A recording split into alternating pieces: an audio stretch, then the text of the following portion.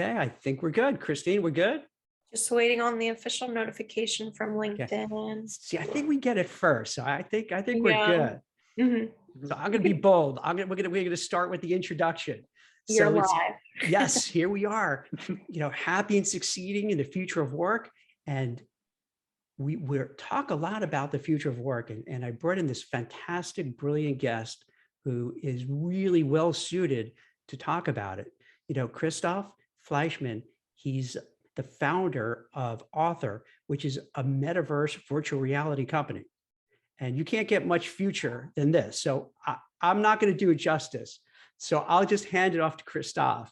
And maybe you could share with everybody what Author is about, what the metaverse is about, virtual reality, so people can kind of get what's going on. Yeah. Hi, Jack. Thank you so much for having me. My pleasure.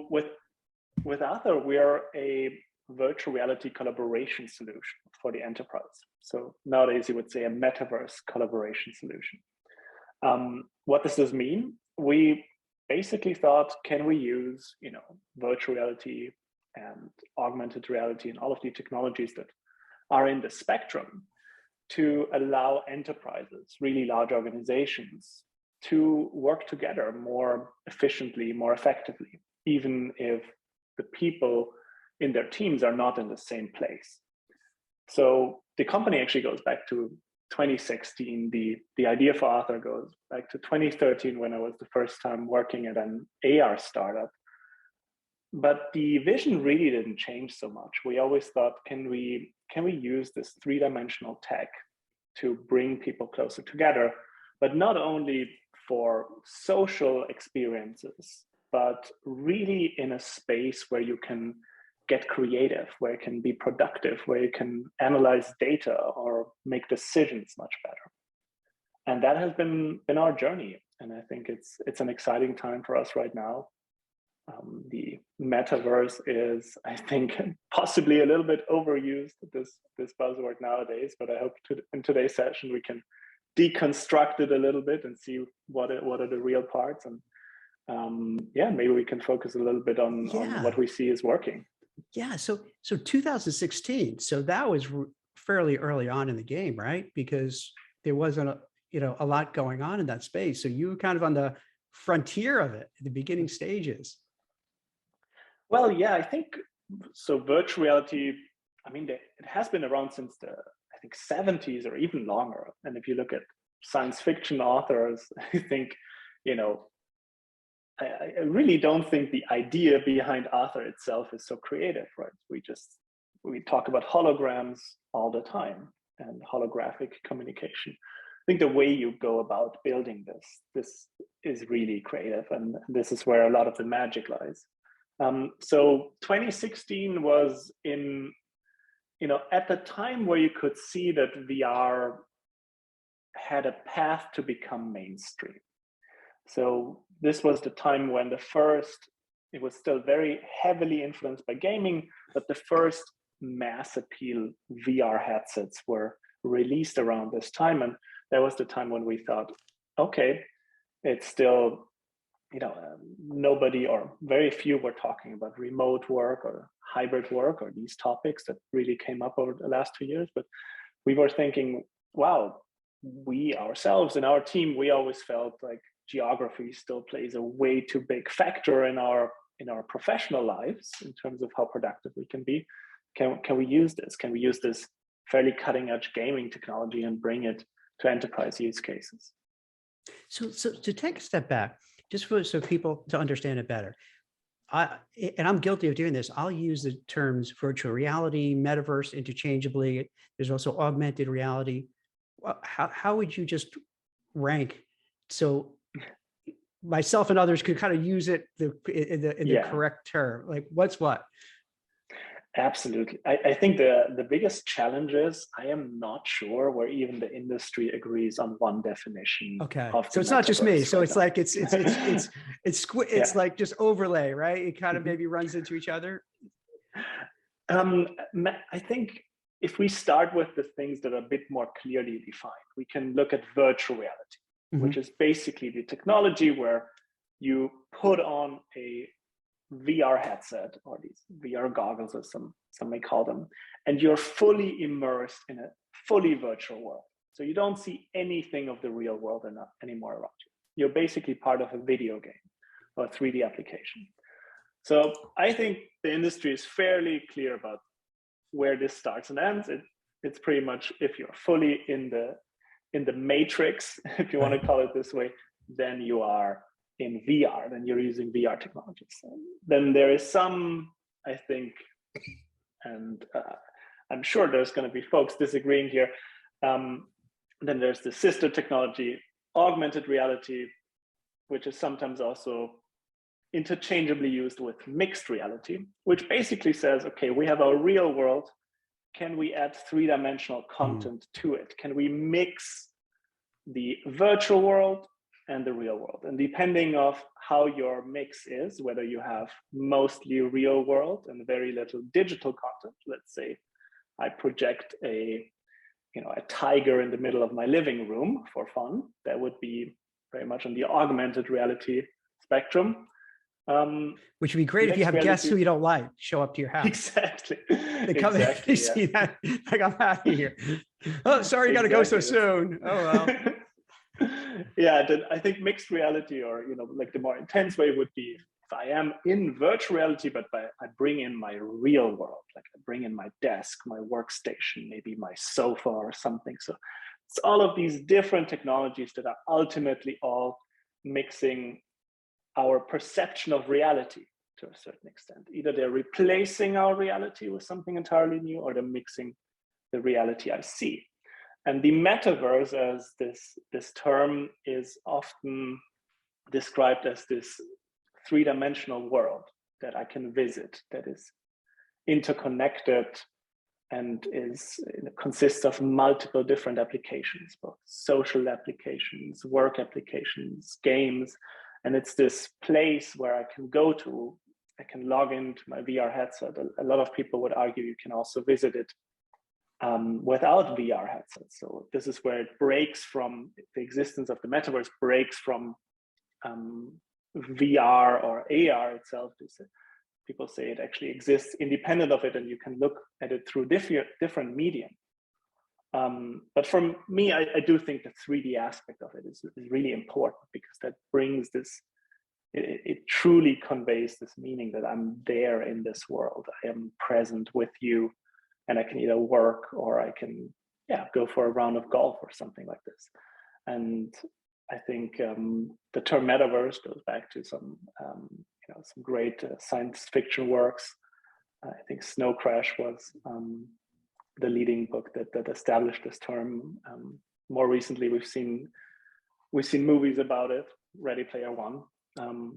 Very often, it gets described as kind of this dystopian world, but I think the things we see, especially from the enterprise collaboration world, we see it much more, actually freeing for its users. You have a lot more possibilities, and you have a lot less of the physical world limitations that you're usually used to. It's interesting because you mentioned gaming. To me, from the outside, it seems a lot of these virtual reality metaverse platforms have their roots in gaming and now NFTs. Is that the case, where kind of they're the forerunners of it, and now we're kind of building on that to a certain degree? Yeah, and I think you're absolutely right. I mean, when did you ever use three-dimensional applications before virtual reality? Pretty much only in video games, or maybe in architecture, engineering, construction. There were some, real use cases to use 3D, but the video game world was really pioneering, and a lot of the standards that we're using were set by video games and video game engines and the principles of how these 3D applications were built. Now, I think the interesting part is that, especially in last year and this year, you see this paradigm shift where it expands to become something much more pervasive. So while gaming is still a leading use case for virtual reality, you see the applications that get developed for this platform are actually much more far-reaching than just gaming, like our application, but also the updates that come to the VR headsets that allow you to bring in your keyboard, for example. So it becomes a workstation. It expands the product category itself to become something broader and an all-purpose device. I think this is the interesting trend we're seeing right now, and why it goes beyond NFTs and gaming. It really becomes something that might be relevant for every knowledge worker over the next 3 years. Anyone who works with other people, anybody who works on complex content might need to have this on their radar. Every company that wants to hire amazing people will need to have these technologies on the radar, because they are amazing solutions to some of the challenges we're seeing right now around hybrid work, around remote work, around the great resignation, the inability of managers to keep their employees actually together and focused on a mission, on common values. This is something I think we've been seeing in the past 2 years, and that's why these technologies and their evolution towards something much more pervasive are so relevant right now. It's interesting, and it seems the direction you're taking is more to offer solutions for companies, whether it's training, getting people together rather than having to fly out. Now we're getting better because COVID is going down, but I think we now feel like, all right, if we don't have to really fly as much all over the place and travel as much, so you could bring everybody together. You talked about remote work. What we see is sometimes if you're working remotely, you could get lost and be kind of a second-class citizen and forgotten. So this way it kind of pulls people together. Or it could be some people haven't seen their colleagues in 2 years. And there's so many people who are onboarded within the last 2 years who just never met anybody. So you can kind of bring them together and have kind of social interactions as well. So it seems that you're kind of looking from that angle. How do we make work better, more interesting, more inclusive, right? So that's, I think, the direction you guys are headed, right? Absolutely. Yeah. No, I think it's really at the core of what we're trying to accomplish. It's really two things. We want presence and we want productivity for our users. Presence is the aspect that I can bring in people now in VR together and run a team event or our weekly team meeting. And it really feels like we're at the same place. It really feels, yes, we are represented by avatars, but at least in our application, they look very much like ourselves. Maybe you still notice that it's an approximation of the real world, but a lot of the perception that is going on, the experience of it, feels like you're actually there. The fact that you have to turn your head to talk to a different colleague, this makes this feeling of presence incredibly valuable, especially if you're now in you've been 2 years in a work setting where you know that this is lacking.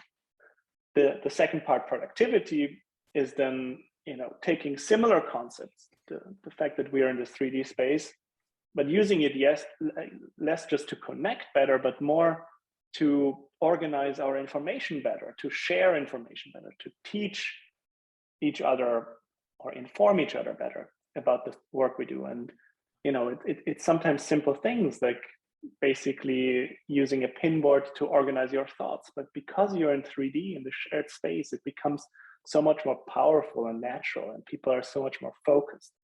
And these are really the elements that we're trying, the value dimensions, if you want to call them, that we want to heavily stress with VR, because those are things that just, no matter how amazing it is what you're using in 2D right now, to some extent, this will be lost in a remote or hybrid setup.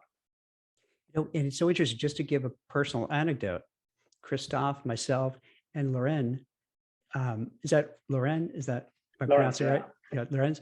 Well, when I was writing a Forbes article about author, put on the Oculus glasses, got, and had that immersive experience. And it really did feel real. The three of us are there with our avatars having a conversation, and it completely felt organic. It did not feel awkward. It didn't feel uncomfortable. In fact, Christoph, I'm curious if you find this out with people you speak with who use it. I actually felt a little better because when you have a conversation, let's using this, to broadcast using the Zoom feature, it's weird because like we're both in boxes looking at each other. And then you always have, let's be honest, you have that self-conscious thing. Okay, how do I look? Is there a spot on my shirt? Is my background looking weird? Is my hair out of place? Is that the normal human things?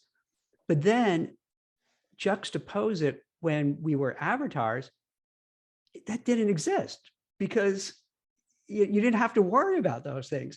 And I don't know if that's a feature of how that works or just one of those serendipitous things that once you do, you go, wow, that makes actually where I think the knock is people saying, stay in the real world. You don't want to go in this, whatever world. It's kind of, I would imagine for a lot of people, much more relaxing because you do have that avatar instead of having to worry, how do I look? Am I too big? Am I too short? Am I too fat? Am I too skinny? Am I too this, too that? It takes that off the table. So I think it makes people freer to interact. Does that make sense? Have you heard that from people? No, absolutely. And I think it's this incredible opportunity that we have, that we can take away some of the things that are, I would say, really net negative for humanity from some of the dynamics that can emerge in the real world. And as you said, like self-consciousness and feeling uneasy or, worrying about how you look. So this is really something you can handle much, much better in VR. Your avatar will always have will always have their hair made properly. They can still look a lot like you. You can customize them. You can pick the right outfit, right? But at the same time, it's this, here we're taking something, or we're trying to manage something from the real world a little bit better in the digital world to make it more accessible, more inclusive, and a bit more fair across the board. At the same time, there are things we really want from the real world that we're missing. And as you said, I'm talking to you through this little box, through this window. Like at no point in time do I actually think you and I are in the same room. And especially, projected to a meeting, it's your fifth meeting in the day, and you have to work with 12 people on something really complicated. Everybody zones out. Everybody starts checking their email. So you don't have this attention. You don't have this feeling of presence. And so I think this is something we really want to keep from the real world. These natural interactions, this feeling like you're there. And even I recall you were it was so natural because I could notice when you wanted to say something because your body moved and I was already reacting to your movement before you were saying something. And these are the kind of things that I think are very subtle. I mean, I'm not a neuroscientist or anything. I don't know what's going on really in our brains when we are in 3D space, but there is a qualitative difference in the way we work together when we're in the same room. And I think it shines through in VR. And what's interesting too, there's another element that kind of the freshness, newness. So I think one of the areas we went on was, I don't know what kind of mountaintop, but I definitely felt I was on top of that mountain. You felt it, and it was cool. It was a little dark, like, when you're you're looking out and you're looking over something and you like have that feeling, oh my God, I can fall down. I had that same real life experience, but knowing psychologically, I can't. I'm sitting here in my chair. I'm not going to fall over, but you felt it. So I wonder too, is that kind of going to be interesting as well? Because we're all zoomed out, and Zoom obviously is a great product. It's fantastic. It saved everybody through the pandemic. But this seems to be like the next iteration that just makes it a little fresher. Also, just new, different, a little more fun. And that's kind of what we need, I think, now with everything going on in the world, right? To have a little bit, make it a little bit more interesting and fun and exciting, especially if you bring people together and say, hey, let's bring it together. But now let's bring it together. And now we're in fill in the blank, some cool location with some awesome scenery. Yeah. And I think the way I would think about this is, a lot of the times when people talk about the metaverse or the matrix, if we go towards the dystopian view of it, it looks so inhuman, right? Like we're removing humanity from this.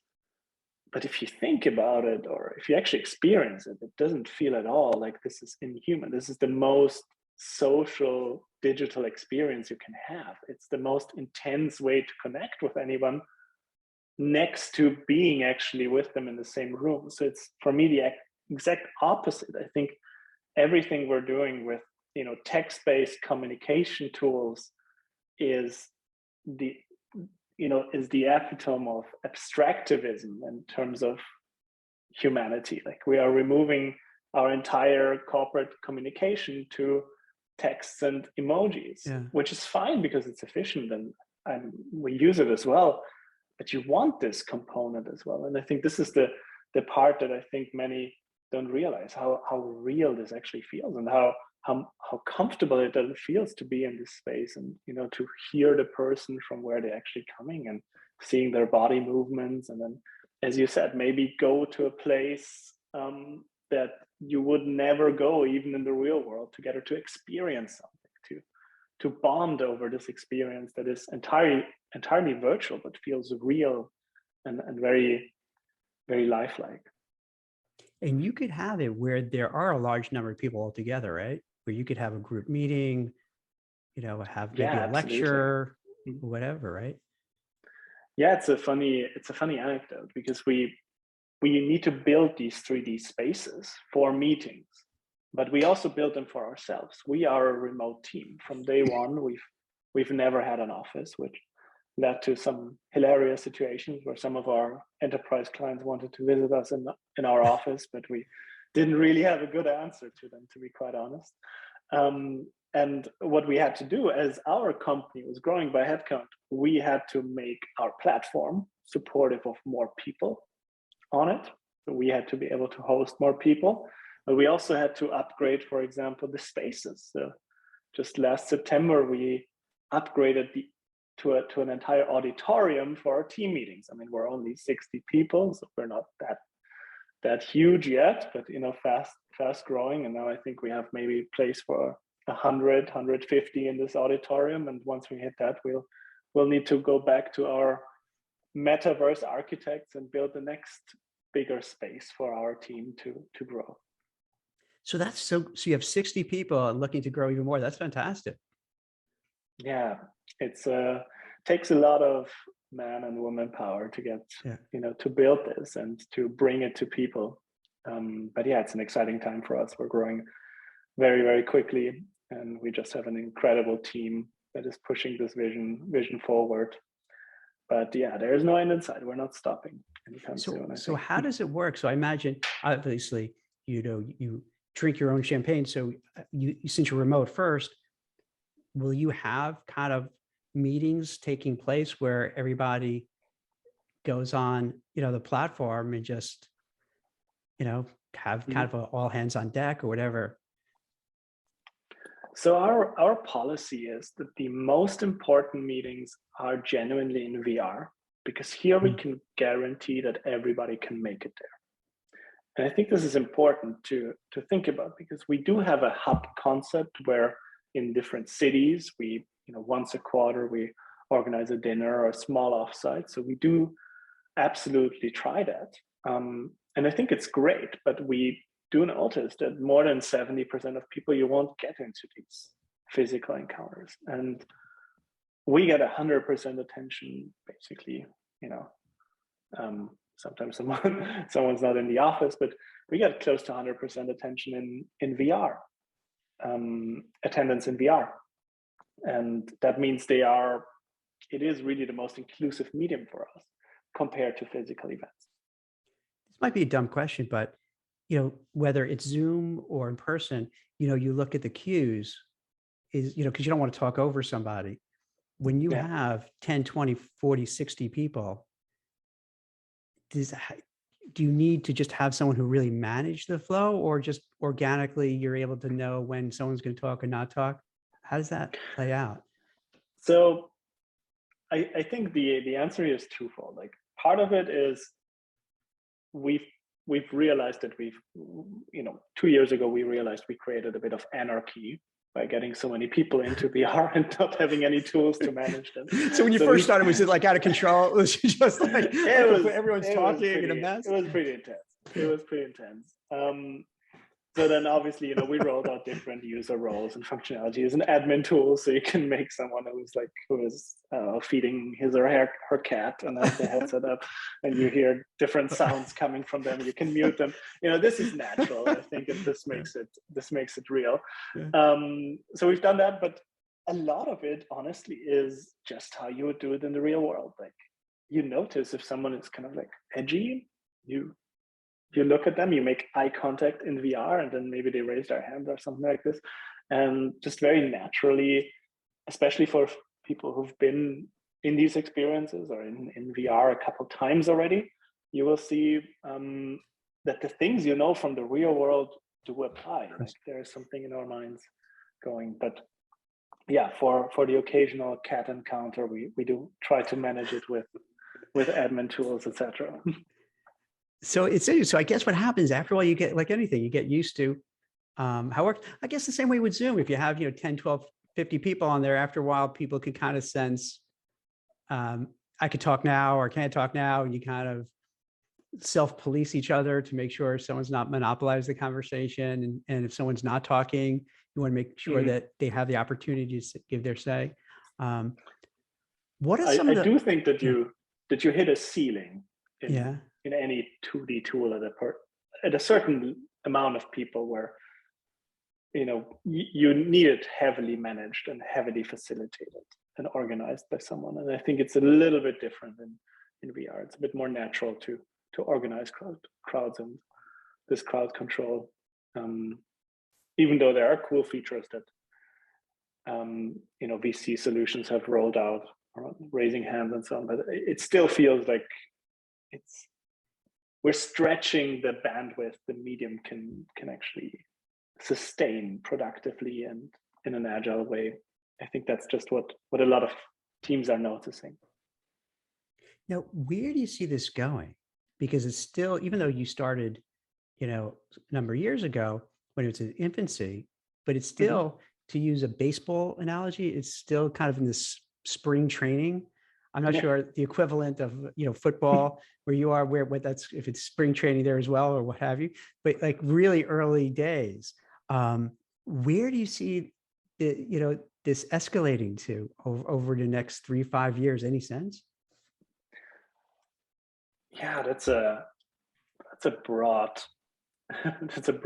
question. I think if I look at just the momentum this has gained over the last 3 months or 4 months, since Facebook rebranded to Meta, there's been just a lot of external interest in this space.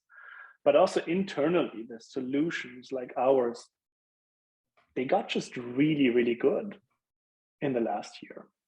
And the hardware on which it runs is really only since the last year and a half at a point where I would say, wow, that's actually high quality, mass ready virtual reality at a price point that is, extremely fair for end users.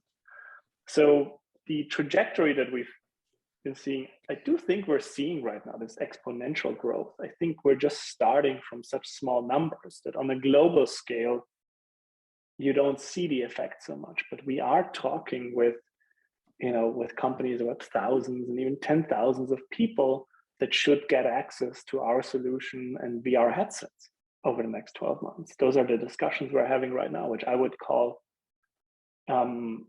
definitely already outside of this very, very early infancy, at least for specific use cases where the return on investment is so clear that you can deploy this and you'll have a benefit for your workforce.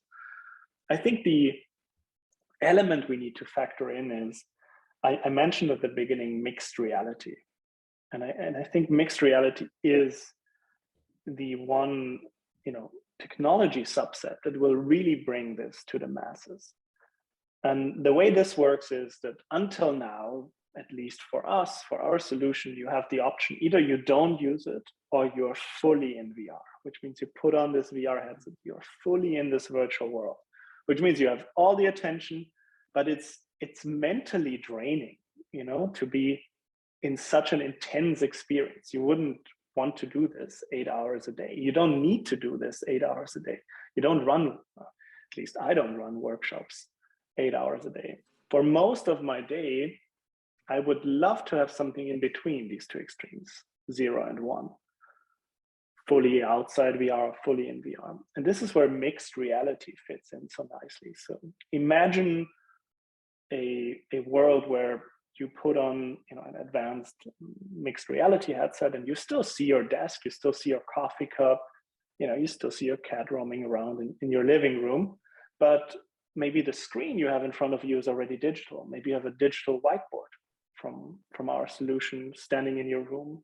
And maybe the wall to your right, you don't really see this physical wall anymore with your painting that you hung up there, or the poster that you hung up there, but actually this is a window to the digital office, to your virtual world, where you can look and see other co-workers that are themselves in this hybrid world between fully in VR and not in VR. And I think this is something that needs to be factored in, because this is this next wave of virtual reality. While virtual reality is going to get more and more potent and more real, a huge part of the investments in this space are going towards understanding, different segments between not using VR and fully committing to VR. And it starts with great examples like Meta rolling out their update where you can bring in a keyboard and your desk into your VR world. I think these are the things that really drive forward adoption. So if you add that to the mix as another thing that is not 3 years away, but rather coming over the next 12 months, and if you look at what companies can already do right now, it really feels like this adoption curve is now happening at a much faster pace than ever before. And I think this exponential growth will be noticed by everyone probably in the next 12 months. And if you start as an organization 12 months, you will probably already be no longer among the front runners. You might be catching up on the workplace policies. I think this will be the reality. So I think for a while it's been bubbling around, but now it really hit this inflection point that we're witnessing. For the people who are watching now on LinkedIn, and then what we do is then we kind of clean up the video, repost it again, who watch it, down the road. These are predominantly white collar professionals. Some Gen Zs, millennials, Gen Xs, boomers, really across the board, all career oriented who are on the site. Right. Do you need to be kind of a hardcore techie to go into this space? Because this is a hot growing area, as you mentioned. Or if let's say you're a marketing person, a salesperson, an accountant, a lawyer, are there jobs open right now? Whether your organization, other organizations that are kind of building so that, people who are watching this go, wait a minute, this is a fast growing area, right? And this seems to feel, if it's going to be like the first iteration of smartphones, the beginning, early days of the internet when people started, creating websites. I missed those two, but let me see if I can kind of jump on this one and get involved. Are there the opportunities available?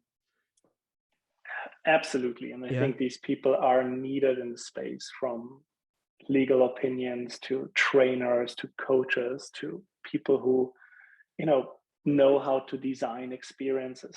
The majority of people we work with have nothing to do with gaming, are not necessarily tech experts. They are people incredibly passionate about the subject or about a goal they want to convey or reach with their team.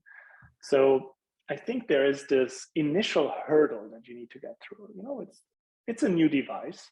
It's like switching to your smartphone. It's something you need to get familiar with. So obviously, if you are somewhat tech adept, you might have an easier time just understanding how to set it up and use it. But I think, Jack, you and we also went through it, right? And I think for you, it was also I think it was one of the first VR collaboration sessions you jumped in with me, and I thought you mastered it within a minute, right?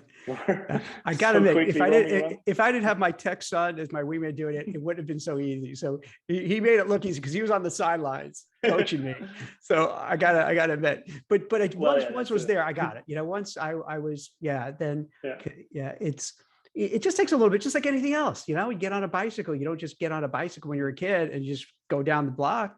You know, you get on. You teeter totter around, fall a little bit, but then after a while, you're like, oh, okay, I got this, boom, and now you're riding your bike forever. Yeah, absolutely. And I think the cool thing is that a lot of what we're trying to do is, and what everyone in VR and XR is trying to do, is to use things that work in the real world. So we don't want to bring in limitations from the real world, but if you want to grab something, maybe you should be making a fist. And it's stuff like this. Making a fist to grab something might be more intuitive than pressing down your touchpad with 2 fingers. Right. And I think these are the topics that might make it actually easier to adopt this technology than smartphones or learning Excel when it came out the first time. Wait, that's mind blowing. So like what you're saying is basically the technology will be, if I pick up a pen, I really feel like I'm picking up a pen. I'm not just picking up, I feel it. Yeah. I have the sensory. Wow, that's trippy. So, yes, and a lot of the interaction design is trying to mimic the way we would do it in the real world, right? Wow. And it's getting better and better, and you will have this haptic feedback and these elements as well in upcoming generations of headsets. And you're focused more on kind of the business applications things, but then also you have the Sandbox, Decentraland, all these other Meta's version of the metaverse. So what's interesting too, it's not like a one size fits all, right? It seems like people are going and carving out, hey, this is my lane, this is what I'm going to do. We're going to excel at this and be the go-to people, like in your case for business, let's say, just generally speaking. But then others are like, hey, we're going to have concerts, or we're going to have shows, or we're going to have live events, or we're going to have a fashion show. We're going to spend $2.5 million to host a fashion show in Decentraland. So it seems like it's playing out where people have their own ideas and do it, which I think makes it super cool. So it's just not one big lump where it has to be the same. It's going to probably end up, does this make sense? Like it might end up being like a whole lot of different metaverses within the metaverses, and you might want to choose where you like to spend your time, or just bounce around to different ones. Yeah, I think the way I would think about this is that then the collection of these different experiences, and the ability to jump between these things, that becomes the metaverse. That is then this one, it's like the internet, you have these amazing websites that can teach you, can bring you content, can bring you closer to your friends, all around, spread all around the internet. But you can already right now in the 2D world sometimes retain your user account and log in with one user account in 2 different websites, and take this a step further, and you have the next generation of the internet, a virtual world where you can go to the fashion show, turn around, meet someone and say, hey, I like what your company is doing. Meet me in 2 hours in my virtual office for a coffee chat and a presentation. And then we go for 9 holes of golf, Well, speaking of that, exactly how it's have you thought about doing that, where to build towers or buildings and then rent it out and, maybe have a golf course? Because that seems what some people are doing. Yeah, so I think our entire team is really focused on getting people to enjoy their experience in Author and actually have a really productive experience. So right now, our whole attention is going towards making sure that this new medium is something where anyone who takes part in an Author meeting goes out and says, okay, I totally get why my colleague pulled me in there, because this was just a 10 times or 100 times better meeting than any other digital or real meeting I had. So a lot of our attention is going around there, because I believe that first we need to have inhabitants in the metaverse before we can go broad, right? You need to first that makes sense. have this pull where people want to come and spend time in your application. And then I think we can, I do think there is, for us, I think we feel very comfortable with work and maybe facilitating more and more work exchange. And then I would love to then connect to an amazing golf application and say, hey, you guys focus on making the best golf application, and we'll send you over these people who want to have an amazing experience on the golf course, and we'll focus on work. So I think that's a little bit how the dynamic, how I see it emerging. Is there anything I didn't ask you about that you feel people should know about? I know we cover a lot of ground, but anything that maybe I neglected to bring up that you feel is important for people to know? No, I think we covered quite a bit. Cool. I mean, there's so much to explore. I think I can just tell everyone, go get yourself a headset. It's really worth it in 2022 to experience it. There's so much to see there. You can go boxing, you can go golfing, you can go visit ancient places. You can have business meetings. And yeah, some of it will look really, really weird right now still. And some of it will be a little bit buggy, like the internet was at the beginning. But if you get involved, if you kind of hone your skills there, and especially as an organization, if you start understanding the power of this technology, I think you'll thank yourself in a year or two when this becomes more and more ubiquitous, and it starts replacing your screens and your smartphones more and more. And I know you're going to get mad at me for asking this question, but because you're a purist for getting, the glasses and all that. So you feel having where it's just web-based, that it just doesn't pay to do it because it's not the real experience? I think it's a great add-on, but on the risk of sounding like a VR maximalist, no, it's perfect. It is such a difference. Yeah, and we see it in our user data. We just see that it's great to loop in someone else to experience it, but there is something going on in our brains once we get tricked to think that we're in this space together. There is just so much power in this medium itself that cannot be conveyed on a flat screen, that I think is worth this step. It's worth getting the headset, getting familiar with the headset, getting familiar with the applications. So I would say, do whatever you can to get informed and get involved in it, because it's a huge trend, and it's certainly unstoppable by now. It's going to change the world drastically, and I think in a lot of areas, a lot for the better. And right now is this time where anyone can be a small architect of the metaverse. They can contribute and define standards or get really good at it. So this is this exciting time. But I do think, if you can try to get a hand on a headset and experience it firsthand. That's great. Well, for people who want to find and check out your site, where should they go? They can just go on arthur.digital. That's our website, or they can find us on LinkedIn. It's ARTHUR. Arthur Technologies is our full name, and our product goes by just Arthur. And you can either get in touch with us, then we can set you up with the full enterprise version of Arthur that's really geared for enterprise users. But we're also on the Oculus Store, so you can just find us. If you have a VR headset, you can find us on the Oculus Store, download us. There you can try out a bit more limited free version of Arthur. You can give this a spin and then get in touch with us. And we're also on the HTC Vive Focus 3 store and on the Pico Neo 3 store. Those are two other VR headsets that a lot of different folks also like using. And one last question: Arthur, where does that come from? What's the story behind it?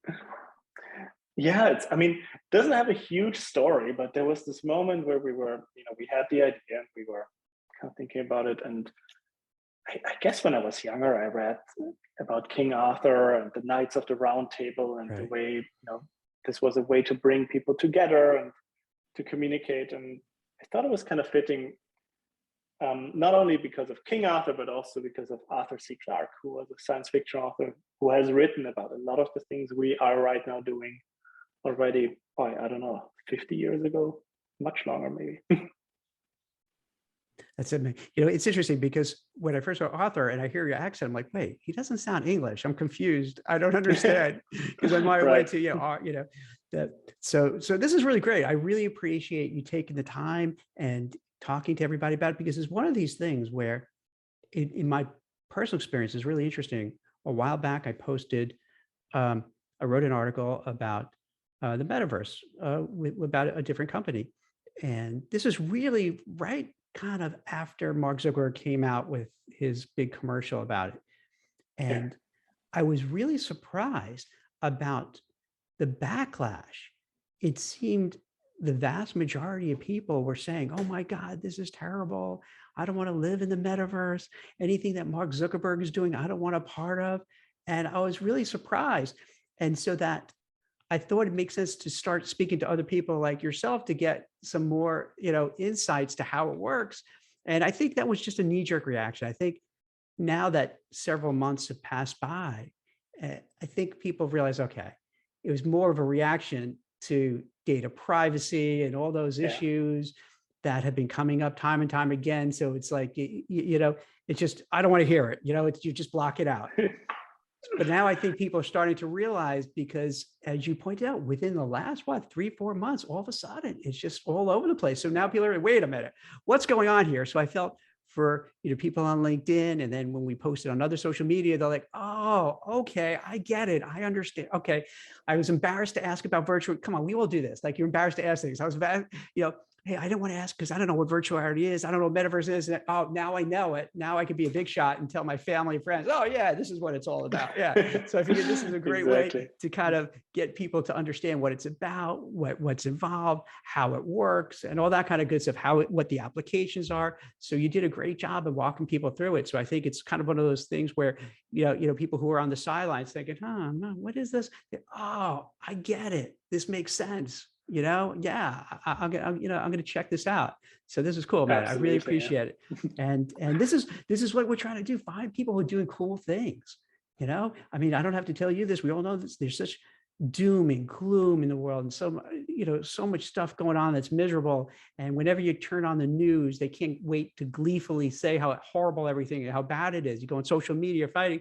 So I'm trying to find people like yourself who are doing cool things, building cool businesses that are helping people, making life better, and kind of bringing that out there. So I figure that's each person tries to do one thing. You want to make things a little better, so you got to everyone has to do their own to make it better. So I figure this is a good way to show, wait, no, there's a lot of cool stuff happening here. There's a lot of innovation. There's a lot of neat stuff that's going to make your life better. So for the future of work, this is kind of, this is something that's going to be really super exciting. And then if people could get jobs in there and careers in there, and wow, how much fun is that going to be? If you're kind of a designer, I got to imagine if you're a designer, if you're a creative person, this has to be like your dream. Like, oh my God, look at all the stuff I could do. I could create universes. I could create everything. So So this is exciting. So hopefully turned on a lot of people. Christoph, thank you very much. And again, next time we're going to do it. We'll do it a little bit, maybe 3 months from now. We'll put on the Oculus. We'll just jump right into it right away. Doors are open. All right, cool, man. Excellent. Well, thank you so much for having me, care. Jack. My pleasure. Bye-bye. Thank you. Bye.